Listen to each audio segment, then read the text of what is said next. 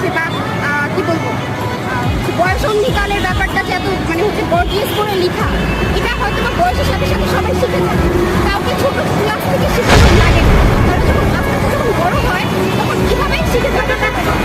কিছু কিছু বিষয় আছে যেগুলো বই না থাকলেও চলে, আপনি এটাই বোঝাতে চাচ্ছেন। হ্যাঁ, মানে সেগুলো পরিবর্তন করে বই হচ্ছে যেমন হচ্ছে যে এই যে শরীফ থেকে শরীফা, এটা সিক্সের মনে হয় বই আছে, তারপর হচ্ছে বই মানে কিভাবে বিছনা ঝাড়ু দিতে হয়, এগুলো তো দরকার নাই। পড়াশোনা আমরা করব, তারপর হচ্ছে এখন শুধু হচ্ছে কি বলে প্র্যাকটিক্যাল টাইপের দিয়ে রাখতেছে। পড়াশোনা কিছু হচ্ছে না, গ্রুপ স্টাডি করতেছে, পাশ করবে গ্রুপে যে কজন আছে 5-6 জন বা 8 জন, তারা পাশ করলে সব পাস। কিন্তু এখানে তো হয়তো বা এরকম থাকতে পারে যে আরও অতটুকু মেধা নাই। আপনি কি মনে করেন যে বাংলাদেশের ছাত্র রাজনীতি নিষিদ্ধ করা দরকার নাকি? হ্যাঁ, অবশ্যই নিষিদ্ধ করা দরকার।